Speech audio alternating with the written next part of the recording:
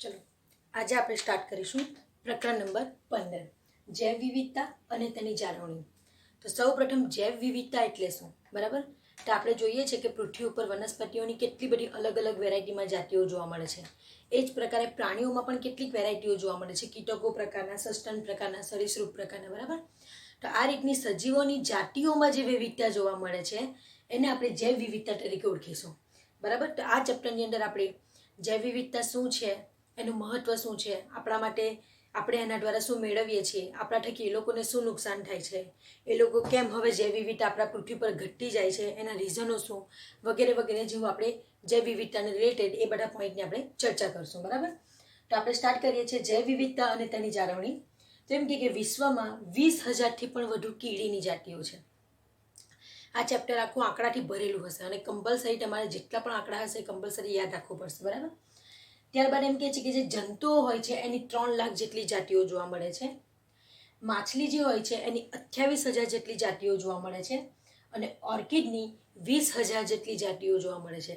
આ આંકડા જોઈને જ આપણને અંદાજો આવી જાય છે કે પૃથ્વી પર એવી રીતે કેટલી બધી વિવિધતા હશે। વિચારો, માત્ર કીડી, આપણને જે સામાન્ય કીડી દેખાય છે, આપણે જનરલી 2 કીડી જોઈએ છે, લાલ કીડી ને બ્લેક કીડી, બરાબર? તો અહીં તો કીડીની 20,000થી પણ વધારે જાતિઓ છે એવું દર્શાવ્યું છે, જે આપણે વિચારીએ તો પણ આપણને નવાઈ લાગે એવું છે, બરાબર? જંતુ જે આપણે નાના નાના જોઈએ છે એ 3 લાખ જેટલા, માછલી 28,000, એ તો આપણે ઇમેજિન કરી શકીએ કે દરિયામાં માછલી અલગ અલગ વિવિધ પ્રકારની હોય છે, બરાબર? ઓર્કિડનું પણ આપણને માન્યમાં આવ્યું કે 20,000થી વધુ જાતિઓ।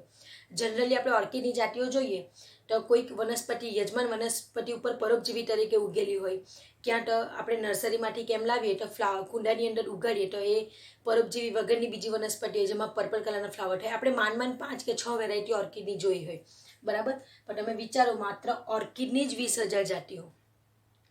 ઓર્કિડની જો 20,000 જાતિ છે તો ઓર્કિડ જેવી તો એવી કેટલી બધી વનસ્પતિઓ પૃથ્વી પર હશે, બરાબર? એટલે આ આંકડા ઉપરથી જ આપણે અંદાજો આવી જાય છે કે જૈવ વિવિધતા પૃથ્વી ઉપર ભરપૂર પ્રમાણમાં છે। માત્ર આપણા દેશમાં જ નહીં, આખા પૃથ્વીની વાત કરીએ તો, એટલે વિશ્વમાં એવું લખ્યું છે, બરાબર? આ જે આંકડા આપ્યા છે આખા વિશ્વના આપ્યા છે। ચલો ત્યાર પછી જૈવ વિવિધતા શબ્દનો કોણે કાઢ્યો જૈવ વિવિધતા શબ્દ? તેમ કે જૈવ સમાજના જે વિજ્ઞાની છે, બરાબર, એ વૈજ્ઞાનિકનું નામ છે એડવર્ડ। એ એડવર્ડ દ્વારા જૈવિક સંગઠનના બધા જ સ્તરે વિવિધતા જોડાણને વર્ણવવા માટે જૈવ વિવિધતા શબ્દ પ્રયોજાયો। એટલે એમ કે જૈવ સમાજના જે એક વૈજ્ઞાનિક છે એડવર્ડ નામના, બરાબર, એમણે જોયું કે જૈવિક સંગઠનના જે સ્તરો છે, એટલે આપણે જાતિ વિવિધતા, જનીન વિવિધતા, નિવસન તંત્ર વિવિધતા, એ જૈવિક સંગઠનના સ્તરો કહેવાય, બરાબર? એ દરેક લેવલ પર બધી વિવિધતાને જો એકબીજા સાથે જોડવી હશે ને, જેટલી પણ વિવિધતા જોવા મળે, જનીનમાં વિવિધતા જોવા મળે, જાતિઓની અંદર વિવિધતા જોવા મળે, નિવસન તંત્રની વિવિધતા જોવા મળે, એ બધી વિવિધતાઓને જો જોડાણ એકી સાથે ભેગા કરીને જો વર્ણવવું હશે ને, તો એના માટે એમણે જૈવ વિવિધતા શબ્દ શોધી કાઢ્યો કે તેના માટે આપણે જૈવ વિવિધતા શબ્દ યુઝ કરી શકીએ। એટલે ધ્યાનમાં રાખજો, એડવર્ડ નામના વૈજ્ઞાનિકે જૈવ વિવિધતા શબ્દ શોધ્યો, બરાબર? ચલો ત્યાર પછી જે જૈવિક સંગઠનના જે સ્તરો આપણે ચર્ચા કરી એ 3 પ્રકારની છે: જનીન વિવિધતા, જાતિ વિવિધતા અને નિવસન તંત્રીય વિવિધતા, બરાબર? તો આપણને શબ્દ પરથી જ પહેલાં તો ખબર પડે કે જનીન વિવિધતા એટલે જનીનિક સ્તરે વિવિધતા। આપણે વનસ્પતિ છે, વનસ્પતિ એક જ પ્રકારની, ધારો કે અહીંયા આપણને લખ્યું છે કે ઓર્કિડ, તો ઓર્કિડમાં પણ પાછી 20,000 જાતિઓ, બરાબર? એટલે એમાં શું વિવિધતા આવી હશે? જનીનિક વિવિધતા આવી હશે કે છે ઓર્કિડ જ, પણ થોડું બધાના જનીનમાં થોડો ચેન્જીસ હશે, એટલે જાતિ બદલાઈ જતી હશે। ઓર્કિડ એની ઉપજાતિ એક, તો આ બીજા પ્રકારની, આ ત્રીજા પ્રકારની, એટલે હશે બધા ઓર્કિડ, પણ એ લોકોની જનીનિક જીનમાં એટલી બધી ભિન્નતાઓ હશે કે 20,000 પ્રકારની અલગ અલગ જાતિઓ આપણને જોવા મળી, બરાબર? તો જનીનિક વિવિધતા એ આપણે જનીનો દ્વારા જોઈ શકીએ છીએ। જનીનોમાં ભિન્નતા આવવાના કારણે એક જ જાતિની ઘણી બધી ઉપજાતિઓ જોવા મળે છે, બરાબર? તો જનીનિક વિવિધતા એટલે જનીનિક સ્તરો પર તેની વહેંચણીની શૃંખલા એક જ જાતિમાં ઊંચી વિવિધતા દર્શાવે છે। એટલે એમ કે જાતિ એક જ હોય છતાં પણ એક જ જાતિમાં એટલી બધી વિવિધતાઓ જોવા મળે કે તેની ઉપજાતિઓ 20,000 જેટલી થઈ જાય। એટલે એક્ઝામ્પલ તરીકે અહીંયા ઓર્કિડની એક જાતિને આપણે લઈએ તો ઓર્કિડની જાતિ એક જ છે, પણ ઓર્કિડના જે ડીએનએ છે એ ડીએનએ ઉપર જનીન સિક્વન્સમાં ભિન્નતા, એકમાં થોડુંક આ સિક્વન્સ આવ્યો, બીજામાં થોડોક ક્રમ બદલાયો, ત્રીજામાં થોડોક બીજો અલગ ક્રમ બદલાયો, એમ કરીને જનીનિક સ્તરે થોડીક ભિન્નતા આવી અને એ ભિન્નતાને કારણે જાતિ એક જ હતી ઓર્કિડની, પણ એની અંદર 20,000 જેટલી બીજી ઉપજાતિઓ જોવા મળી. થોડા લક્ષણો ચેન્જ થયા, બરાબર. એટલે જનીનિક સ્તરો ઉપર જો એના જનીનિક લેવલમાં જો ભિન્નતા આવે તો એક જ જાતિમાં ઘણી બધી ઉપજાતિઓ એટલે કે ઊંચી વિવિધતા દર્શાવાય છે, એ આપણે જોઈ શકીએ છીએ, બરાબર. ત્યાર પછી હિમાલયની શૃંખલાઓ જે છે, હિમાલયની પર્વતો, એ હિમાલયના પર્વતોમાં ઉગતા રોલ્ફિયા વોમિટોરિયા એટલે કે સર્પગંધા એ મેડિસિનલ પ્લાન્ટ છે, બરાબર. એનું સાયન્ટિફિક નેમ આપ્યું છે, એટલે એ પણ પૂછી શકાય, કારણ કે ટેક્સ્ટબુકમાં પણ એનો સ્પષ્ટ ઉલ્લેખ છે, એટલે આપણે એને રિફર કરવાનું રહેશે. રોલ્ફિયા વોમિટોરિયા એ જે સર્પગંધા નામની જે વનસ્પતિ છે, એ એક પ્રકારની ઔષધીય વનસ્પતિ છે, બરાબર. આયુર્વેદમાં એનું ઘણું મહત્વ છે. અશ્વગંધા છે, સર્પગંધા છે, એ એવી વનસ્પતિઓનું આયુર્વેદિકમાં ખૂબ જ મહત્વ હોય છે, બરાબર. તો એ જે ઔષધીય વનસ્પતિઓ છે, એ લોકો દ્વારા એક સક્રિય રસાયણ ઉત્પન્ન થાય છે, એટલે એ લોકોની અંદર એક પ્રકારનું સક્રિય રસાયણ ઉત્પન્ન કરવાની ક્ષમતા હોય છે. એ રસાયણ કયું? તો એ રસાયણ છે રેસરપાઇન એટલે રિસર્પિન. ટેક્સ્ટબુકમાં નામ આપ્યું છે રિસર્પિન, બરાબર. તો એ રિસર્પિન જે છે એ રસાયણ જે છે એ આ સર્પગંધા નામની વનસ્પતિ ઉત્પન્ન કરવાની ક્ષમતા ધરાવે છે. હવે એ જે કેમિકલ ઉત્પન્ન થયું રિસર્પિન, એ રસાયણની ક્ષમતા અને સાંદ્રતામાં જનીનિક વિવિધતા દર્શાવે છે. એટલે એમ કે એણે જે રિસર્પિન ઉત્પન્ન કર્યું ને એના બંધારણમાં એ ભિન્નતા આવી. કેમ? તો એની જનીનિક દ્રષ્ટિએ ભિન્નતા હતી, તેના કારણે એ લોકોની આ રિસર્પિન ઉત્પન્ન કરવાની ક્ષમતા અને સાંદ્રતામાં પણ ભિન્નતા આવતી ગઈ. એટલે ધારો કે એક સર્પગંધા છે, બરાબર, એ રિસર્પિન ઉત્પન્ન કરે છે. હવે બીજી સર્પગંધામાં થોડુંક જનીનિક સ્તરે ભિન્નતા આવી, એટલે રિસર્પિન જે પહેલી વનસ્પતિ કરતાં ઉત્પન્ન થયેલું એના કરતાં બીજી વનસ્પતિમાં રિસર્પિન ઉત્પન્ન કરવાની ક્ષમતા વધુ હશે, બરાબર, અને એની સાંદ્રતા પણ વધારે કોન્સન્ટ્રેટ હશે. એટલે પહેલી વનસ્પતિ દ્વારા જે રિસર્પિન ઉત્પન્ન થયેલું એ ઓછા પ્રમાણમાં અને ઓછું કોન્સન્ટ્રેટ હતું, ઓછી સાંદ્રતા ધરાવતું હતું.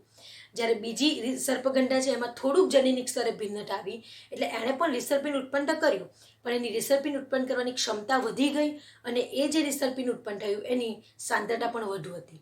એટલે એમ કે વનસ્પતિમાં જનીનિક સ્તરે ભિન્નતા આવવાથી એ લોકો જે રસાયણ ઉત્પન્ન કરવાની ક્ષમતા ધરાવે છે એ લોકોની ક્ષમતા અને એ લોકોની સાંદ્રતામાં પણ એના કારણે એ ભિન્નતા જોવા મળે છે. કેમ? કેમ કે જનીનોમાં ભિન્નતા આવી એટલા માટે. ત્યાર પછી એમ કે ભારતમાં આપણે જો જનીન વિવિધતા જો જોવી હોય તો એક જ જાતિની ઘણી બધી ઉપજાતિઓ શોધાયેલી હોવી જોઈએ. તો એનું બેસ્ટ એક્ઝામ્પલ છે આપણા ભારતમાં ચોખાની 50,000થી વધારે જાતિઓ છે. આપણે જે ચોખા વાપરીએ છીએ એ ચોખાની 50,000થી પણ વધારે જાતિઓ માત્ર ને માત્ર ભારતમાં જોવા મળે છે. એ બેસ્ટ એક્ઝામ્પલ છે જનીનિક વિવિધતાનું. કેમ? છે બધા જ ચોખા, પણ ચોખામાં થોડીક ભિન્નતા જનીનમાં આવી, થોડીક બીજી ભિન્નતા આવી, એમ કરીને 50,000 જેટલી ઉપજાતિઓ અલગ અલગ થોડાક લક્ષણો ચેન્જ કરીને અલગ અલગ 50,000 જેવી વધારે જાતિઓ જોવા મળી ચોખાની, બરાબર. એ જ રીતે માત્ર ભારતની જો ફરી પાછા વાત કરીએ તો કેરીની અંદર પણ 1,000 જેટલી જાતિઓ જોવા મળી. એટલે છે બધી કેરી જ, પણ થોડુંક જનીનિક ભિન્નતા આવી, એટલે બદામી કેરી, બરાબર, કેસર કેરી, તોતાપુરી, આપણે જે બધી યુઝ કરીએ તે અલગ અલગ પ્રકારની કેરીની વેરાયટીઓ જોવા મળી. તો જનીનિક દ્રષ્ટિએ ભિન્નતાનો સૌથી બેસ્ટ એક્ઝામ્પલ થશે ભારતમાં ચોખાની 50,000થી વધુ જાતિઓ અને કેરીની 1,000થી વધુ જાતિઓ, બરાબર. માત્ર ભારતની જ વાત કરી છે, વિશ્વની વાત નથી કરી, ધ્યાનમાં રાખજો. ચલો, ત્યાર પછી આપણે બીજી વિવિધતા જોઈશું, જાતિ વિવિધતા. હવે જાતિ વિવિધતા એટલે અહીં જાતિની અંદર જનીનિક વિવિધતા હતી, હવે અહીં બીજા ટોપિકમાં જાતિની જ વિવિધતા હશે, એટલે જાતિઓ બદલાઈ જશે. તો જોજો, જાતિઓના વિસ્તારમાં જે વિવિધતા જોવા મળે છે એને જાતિ વિવિધતા તરીકે ઓળખવામાં આવે છે. ફોર એક્ઝામ્પલ તરીકે લોકો લખ્યું છે કે પૂર્વ ઘાટ કરતાં પશ્ચિમ ઘાટમાં ઉભયજીવી જાતિઓમાં વધુ વિવિધતા જોવા મળી. એટલે એમ કે પૂર્વ ઘાટને અને પશ્ચિમ ઘાટ એ બેના એરિયાને આપણે જો ઓબ્ઝર્વ કરીએ તો પૂર્વ ઘાટમાં ઉભયજીવીઓની ઓછી જાતિઓ જોવા મળી, જ્યારે પશ્ચિમ ઘાટમાં ઉભયજીવીઓની ઘણી બધી જાતિઓ જોવા મળી. તો એરિયા વાઇઝ જે જાતિઓમાં વિવિધતા જોવા મળે છે એને જાતિ વિવિધતા કહેવામાં આવે છે. એરિયા એટલે એક પૂર્વ ઘાટનો એરિયા લીધો અને બીજો પશ્ચિમ ઘાટનો એરિયા લીધો, એ બંને એરિયા વચ્ચે ઉભયજીવીઓની જાતિઓને ઓબ્ઝર્વ કર્યું કે આમાં ઉભયજીવીની જાતિઓ કેટલી છે અને આમાં ઉભયજીવીની જાતિઓ કેટલી છે. પછી આપણને જાણવા મળ્યું કે પશ્ચિમ ઘાટમાં તો ઉભયજીવીઓ વધારે પ્રમાણમાં છે, એટલે ત્યાર પછી આપણે એ બે એરિયાનું કમ્પેરિઝન કરીને આપણને ખબર પડી કે પશ્ચિમ ઘાટમાં ઉભયજીવીઓની જાતિઓ વધુ પ્રમાણમાં જોવા મળે છે. આમ જાતિઓના વિસ્તારમાં એટલે કે એરિયામાં જે વિવિધતા જોવા મળે છે એને આપણે જાતિ વિવિધતા તરીકે ઓળખીએ છીએ.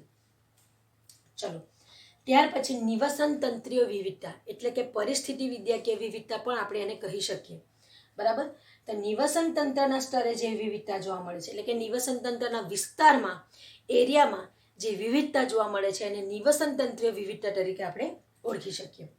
જેમ કે જોજો કયા રીતે આપણને ખબર પડે, તો ખાલી ભારતની જો આપણે વાત કરીએ તો આપણા ભારતમાં રણ વિસ્તારો છે, એની સાથે સાથે વરસાદી જંગલો પણ છે. જંગલો પણ ભરપૂર પ્રમાણમાં છે કે જેના દ્વારા વરસાદ આવી શકે. એટલે એક બાજુ રણ સૂકું પણ છે અને બીજી બાજુ હરુભર્યું વરસાદી જંગલ પણ છે. એ જ રીતે આપણા ભારતમાં મેંગ્રુવ્સ જંગલો પણ ઘણા બધા જોવા મળે છે. મેંગ્રુવ્સ એટલે આપણને ખબર જ છે, તો દરિયા કિનારાના પ્રદેશમાં જે ખાડો પ્રદેશ હોય છે ત્યાં પાણીનો એરિયા ભરાયેલો, તે આગળ જે ઉગે છે વનસ્પતિઓને મેંગ્રુવ કહીએ છીએ. બરાબર. અને મેંગ્રુવની એ પણ ખાસિયત છે કે એ લોકો જમીનની ઉપરની તરફ એ હવાઈ મૂળ ઉત્પન્ન કરે છે, જે ઋણ ભૂવટી, ઋણ જલાનુવર્તી અને ધન પ્રકાશાનુવર્તી પ્રકારના હોય છે. બરાબર. અને એ મૂળ શ્વસન મૂળ તરીકે ઓળખાય છે, જે છિદ્રિષ્ટ રચના હોય છે. અને એ મૂળ દ્વારા એ લોકો વાતાવરણની સાથે O2 CO2ની આપ-લે કરે છે, વાયુ વિનિમય માટે ઉત્પન્ન થાય છે. તો આપણા ભારતની અંદર આ મેંગ્રુવ વનસ્પતિઓ પણ ઘણી બધી જોવા મળે છે. એ ઉપરાંત પરવાળાની શેલ ભીત્તિ, એટલે કે પરવાળાનો જે એરિયા હોય એ પણ ઘણા બધા જોવા મળે છે. ભીની જમીનો પણ જોવા મળે છે, ખાડી પ્રદેશ પણ જોવા મળે છે, અને પહાડો પરની વનસ્પતિ કે ઘાસના મેદાનો પણ આપણા ભારતમાં જોવા મળે છે. એટલે છે આપણું ભારત જ, પણ એમાં નિવસન તંત્ર અલગ અલગ પ્રકારનું છે, સ્થળજ, જલજ. તો નિવસન તંત્રના એરિયા વાઇઝ જોઈએ તો ઘાસના મેદાનો એટલે રણ પ્રદેશનું રણ છે એટલે રણ પ્રદેશનું નિવસન તંત્ર. વરસાદી જંગલો એટલે કે સ્થળજ નિવસન તંત્ર. બરાબર. મેંગ્રુવ એટલે મેંગ્રુવનું નિવસન તંત્ર. પરવાળાની સેલ્ફીથી એટલે દરિયાનું જલીય નિવસન તંત્રમાં જશે. બરાબર. પછી પહાડો પરની વનસ્પતિ કે ઘાસના મેદાનો એટલે સ્થળજ નિવસન તંત્ર. એટલે આ બધા જે વિસ્તારો છે એ પ્રમાણે અલગ અલગ એના નિવસન તંત્રો પણ એ એરિયામાં હશે. બરાબર. તો ભારતની અંદર આ જે અલગ અલગ એરિયાવાળા નિવસન તંત્ર છે એ કોની સાથે કમ્પેરિઝન કરી છે, તો નોર્વેમાં આવેલો સ્કેન્ડિનેવિયન નામનો જે દેશ છે એના કરતાં પણ વધુ જોવા મળી. એટલે આપણા ભારત દેશની જો આ નોર્વેના દેશ સાથે જો કમ્પેરિઝન કરી તો નોર્વેના દેશમાં એટલું બધું એરિયા વાઇઝ, નિવસન તંત્ર વાઇઝ એટલા અલગ અલગ પ્રકારના એરિયાઓ જોવા મળતા નથી જેટલા આપણા ભારતમાં જોવા મળે છે. ભારતમાં જે રણ પ્રદેશ, ખાડી પ્રદેશ, મેંગ્રુવ પ્રદેશ, વેલાનોદમુખી પ્રદેશ, દરિયાઈ પ્રદેશ, બરાબર, આ બધું જે અલગ અલગ પ્રકારનું બધું જ જોવા મળે છે નિવસન તંત્ર, એટલા નિવસન તંત્ર આ દેશમાં જોવા મળતા નથી. એટલે અહીં પણ એરિયાની કમ્પેરિઝન કરી, કોની? સ્કેન્ડિનેવિયન દેશની અને આપણા ભારત દેશની. એ બંનેમાં જ્યારે નિવસન તંત્ર જોયું એરિયા વાઇઝ કે કયા એરિયા છે અને એમાં કેવા નિવસન તંત્ર છે, તો આપણા ભારતમાં જેટલા નિવસન તંત્રના વિસ્તારો હતા એટલા એ દેશમાં જોવા મળ્યા નહીં. તો એ બે એરિયાની કમ્પેરિઝન જે કરી એને નિવસન તંત્ર વિવિધતા તરીકે ઓળખવામાં આવે છે. બરાબર. તો તમને એવું પૂછાય કે જૈવ વિવિધતાના સ્તરો જણાવો અથવા તો જૈવિક સંગઠનના સ્તરો જણાવો, તો તમારા જનનિક વિવિધતા, જાતિ વિવિધતા અને નિવસન તંત્રીય વિવિધતાનો એની અંદર સમાવેશ થશે. ચલો, ત્યાર પછી આપણે બીજો ટોપિક લઈએ છીએ, પૃથ્વી પર અને ભારતમાં કેટલી જાતિઓ છે. બરાબર. તો આપણે જોઈએ કે અત્યાર સુધીમાં ટોટલ સજીવો જે છે, વનસ્પતિ અને પ્રાણીઓ ભેગા મળીને એની કેટલી જાતિઓ શોધાઈ છે, પૂરેપૂરી શોધાઈ ગઈ છે કે હજી શોધાવાની બાકી છે, બરાબર, વગેરે વગેરેને આપણે પર્સન્ટેજ વાઇઝ જોઈશું. તો સૌ પ્રથમ આપણે જોઈએ છીએ કે IUCN જે 2004માં જેની સ્થાપના થઈ એના અંદાજા મુજબ વનસ્પતિ અને પ્રાણી જાતિઓની કુલ સંખ્યા ઘણી બધી શોધાઈ ચૂકી છે. અને એ જે ઘણી બધી શોધાઈ ચૂકી છે એનો આંકડો કેટલો છે? 1.5 મિલિયન કરતાં પણ વધારે. એટલે એમ કે અત્યાર સુધીમાં પૃથ્વી ઉપર વનસ્પતિ અને પ્રાણીઓની 1.5 મિલિયન કરતાં પણ વધુ જાતિઓ શોધાઈ ચૂકી છે, જેના વિશે આપણે જાણીએ છીએ, જેના નામો પણ આપણને ખબર છે, જેનું વર્ગીકરણ પણ આપણે લોકો જાણીએ છીએ. બરાબર. પરંતુ ખૂબ સંરક્ષિત અને વૈજ્ઞાનિક રીતે સાચું મૂલ્યાંકન એ થયું નહોતું, કેમ કે ઘણા બધાને એવું લાગ્યું કે આટલી ઓછી વિવિધતા નથી, હજુ એના કરતાં પણ વધુ વિવિધતા છે. એટલે રોબર્ટ મે નામના જે વૈજ્ઞાનિક હતા, એ રોબર્ટ મે નામના વૈજ્ઞાનિકે ખૂબ જ સંરક્ષિત અને વૈજ્ઞાનિક સ્તરે સાચું મૂલ્યાંકન કરવા માટે બરાબર અભ્યાસ કર્યો. અને એ અભ્યાસ દ્વારા એમણે જણાવ્યું કે એકચ્યુઅલમાં 1.5 મિલિયન કરતાં વધુ જાતિ ભલે શોધાઈ છે, પણ પૃથ્વી ઉપર એટલે કે વિશ્વમાં 7 મિલિયન જેટલી વૈશ્વિક જાતિઓની વિવિધતા હશે. બરાબર. એટલે રોબર્ટ મેના કહેવા મુજબ એણે જ્યારે અભ્યાસ કર્યો ત્યારે એને ખબર પડી કે આટલી ઓછી જાતિઓ ના હોઈ શકે. પૃથ્વી ઉપર એકચ્યુઅલમાં 7 મિલિયન જેટલી જાતિઓ છે, જેમાંથી હજુ સુધી આપણે 1.5 મિલિયન જેટલી જ જાતિઓ શોધી છે. બરાબર. પણ એટલી ઓછી જાતિઓ હોઈ શકે નહીં. અને આ રોબર્ટ મેનું જે મૂલ્યાંકન હતું એ ખરેખર સાચું સાબિત થયું. બરાબર. ચલો ત્યાર પછી પ્રાણીની બધી જાતિઓ એ 70%થી પણ વધુ છે. એટલે વિશ્વમાં જો આપણે માત્ર પ્રાણી સૃષ્ટિને જોઈએ તો પ્રાણી સૃષ્ટિની અંદર એમ કે પ્રાણીની બધી જ જાતિઓ 100%માંથી 70%થી પણ વધુ પ્રાણી જાતિઓ છે પૃથ્વી ઉપર.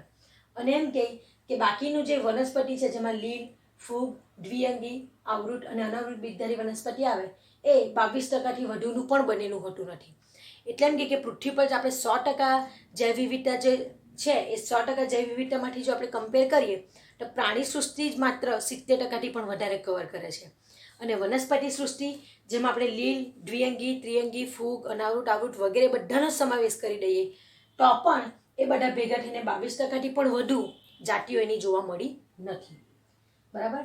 ત્યાર પછી એમ કે પ્રાણી જાતિ જે આટલી 70%થી પણ વધુ કવર કરે છે એટલે પૃથ્વી પર આટલી બધી જૈવ વિવિધતાઓ છે, વનસ્પતિઓની આટલી બધી જાતિઓ છે, પ્રાણીઓની આટલી બધી જાતિઓ છે, તો એમાં સૌથી વધારે જૈવ વિવિધતા પ્રાણી સૃષ્ટિ ધરાવે છે. કેમ કે એ પોતે જ માત્ર 70% જેટલું કવર કરી જાય છે. તો આપણને એના પરથી એટલો અંદાજ આવે કે પ્રાણી સૃષ્ટિમાં કોઈ એક સમુદાય તો એવું હશે કે એક જાતિ તો એવી હશે કે જે બહુ વધુ પ્રમાણમાં હશે, જેની જાતિ વિવિધતા બહુ જ વધારે હશે. તેના કારણે જે 70%થી પણ વધુ કવર કરે છે. તો જ્યારે એના વિશે અભ્યાસ કરવામાં આવ્યો ત્યારે ખબર પડી કે પ્રાણી સૃષ્ટિ કેમ 70%થી પણ વધુ ધરાવે છે પૃથ્વી ઉપર. તો પ્રાણી સૃષ્ટિમાં કીટકોની જે જાતિઓ છે એ જ માત્ર 70%થી વધુ બને છે. એટલે પ્રાણી સૃષ્ટિ પર આપણે બધા સજીવોની ચર્ચા કરીએ તો 22%થી પણ ઓછી વનસ્પતિઓ અને 70%થી વધુ પ્રાણીઓ. હવે માત્ર પ્રાણી સૃષ્ટિની જો વાત કરીએ તો પ્રાણી સૃષ્ટિમાં 100% આપણે પ્રાણી સૃષ્ટિની કમ્પેર કરીએ તો 100% પ્રાણીઓમાંથી 70% પ્રાણીઓ તો માત્ર ને માત્ર કીટકો જ જોવા મળ્યા અને 30%માં બાકીના બીજા બધા પ્રાણીઓ આવ્યા. એટલે 70% કીટકો. એટલે આપણને અંદાજો આવી શકે કે સૌથી વધારે કીટકોની જાતિ પૃથ્વી ઉપર અસ્તિત્વ ધરાવે છે. તમે સમુદાયનું ચેપ્ટર જ્યારે શીખ્યા ત્યારે તમને એવું આવ્યું કે સંધિપાત સમુદાય એ સૌથી મોટી સંખ્યા ધરાવતું સમુદાય છે. કેમ કે કીટકોનો સમાવેશ એની અંદર થાય છે. બરાબર. તો તમે જોઈ શકો છો કે માત્ર કીટકો જ 70%થી પણ વધુ રોકે છે. 70% નહીં, 70%થી પણ વધુ કીટકોની સંખ્યા જોવા મળે છે. તેથી આપણે માત્ર પ્રાણી સૃષ્ટિની કમ્પેરિઝન કરીએ તો 10 પ્રાણીઓને જ્યારે આપણે લઈશું તો 10 પ્રાણીઓમાં 7% કીટકો જ હશે અને બાકીના 3 અન્ય પ્રાણીઓ હશે. બરાબર છે. આપણે 100% પ્રાણી સૃષ્ટિની જો ચર્ચા કરીએ તો 70%થી વધુ બીજું એમાં કીટકોની સંખ્યા હશે અને બાકીના 25-20 જેટલા ટકામાં બીજા પ્રાણીઓ હશે. તો આપણે 100% એવું કહી શકીએ કે 10 પ્રાણીઓને જ આપણે લઈએ તો 10 પ્રાણીઓમાંથી 7% કીટકો જ હશે અને બાકીના 3 બીજા પ્રાણીઓ હશે. બરાબર. ચલો પછી એમ કે વિશ્વમાં માછલી, ઉભયજીવીઓ, સરીસૃપ અને સસ્તન વર્ગના બધા જ પ્રાણીઓને જો ટોટલ કરીએ ને તો એ ટોટલ કરતાં પણ તેના કરતાં ફૂગની જાતિ વધી જાય છે. બરાબર છે. એટલે એમ કે જો બધી માછલીને ભેગી કરીએ, બધી ઉભયજીવીની જાતિઓનો સરવાળો કરીએ, એની અંદર સરીસૃપની પણ બધી જાતિઓને ઇન્વોલ્વ કરીએ, એની અંદર સસ્તનની પણ બધી જાતિઓને ઇન્વોલ્વ કરીએ અને આ બધાની બધી જાતિઓનો ટોટલ કરીએ ને તે ટોટલ થતાં પણ એના કરતાં વધારે પૃથ્વી ઉપર ફૂગની જાતિ વધારે અસ્તિત્વ ધરાવે છે. એટલે એકલી ફૂગ એની જાતિ એટલી બધી વધારે છે કે આ બધાનો સરવાળો કરતાં પણ એને પણ ક્રોસ કરી જાય છે. એટલે કીટકો પછી જો આપણે જોવા જઈએ તો ફૂગનું પ્રમાણ બીજા નંબર પર વધારે હશે એવું આપણે કહી શકીએ. બરાબર. કેમ કે એનો મતલબ આપણને એવું ખબર પડે કે પ્રાણી સૃષ્ટિમાં સૌથી વધારે સંખ્યા કીટકોની છે અને વનસ્પતિ સૃષ્ટિમાં સૌથી વધારે સંખ્યા ફૂગની હશે. બરાબર. કેમ કે તમે વિચારો પ્રાણી સૃષ્ટિનું માછલી, ઉભયજીવી, સરીસૃપ, સસ્તન આ 4 સમુદાયને ભેગા કરીએ બધા પ્રાણીઓને એટલે એનું ટોટલ ક્યાં જઈને ઊભું રહેશે. છતાં પણ એ બધાના ટોટલ કરતાં ફૂગની જાતિ વધારે છે એવું કહે છે. એટલે આપણને ફૂગની જાતિનો અંદાજો આવે છે. બરાબર. ત્યાર પછી એમ કે ભારત એ વિશ્વનો 2.4% જમીન વિસ્તાર ધરાવે છે. કે ભારત દેશ એવો છે કે એ જમીન વિસ્તાર 2.4%, આખા વિશ્વમાં 2.4% જમીન વિસ્તાર ભારત દેશને મળ્યો છે. છતાં પણ એમ કે ભારત દેશમાં 8.1% જેટલી જ અસરકારક જૈવ વિવિધતા ધરાવતો દેશ છે. એટલે ઓછી કહેવાય. એમ તો બહુ ઓછી પણ ના કહેવાય પણ ઓછી કહેવાય. બરાબર. એટલે એમ કે 2.4% જમીન વિસ્તાર છે છતાં પણ એમાં 8.1% જેટલી અસરકારક જૈવ વિવિધતા છે પણ એ ધીમે ધીમે હવે ઓછી થવા લાગી છે. બરાબર.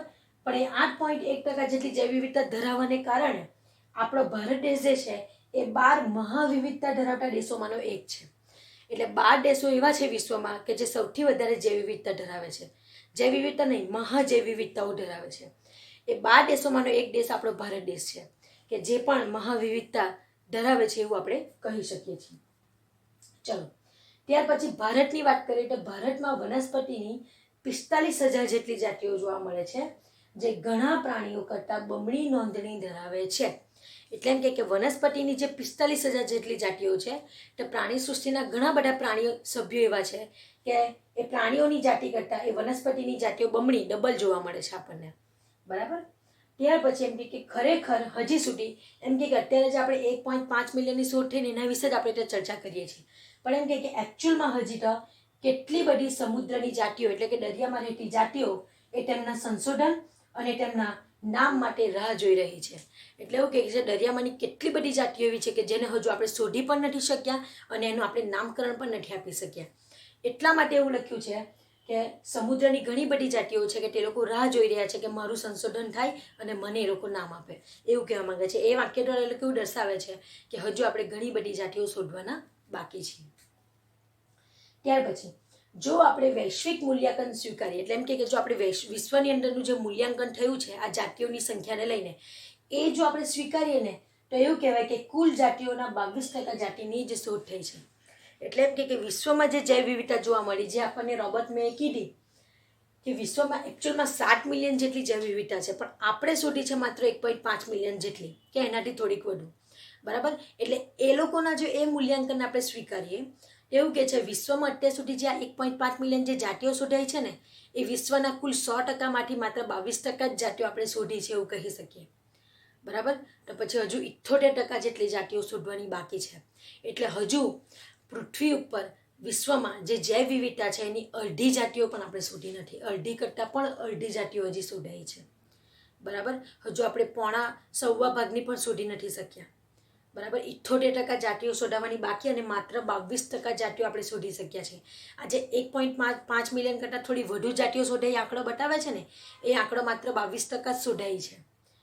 બરાબર. હજુ આપણે 78% એટલે કે 8 મિલિયન 7 મિલિયન જેટલી એટલે કે 7માં આપણે થોડીક શોધાઈ ગઈ એટલે 6 મિલિયન જેટલી હજુ શોધાવાની બાકી છે.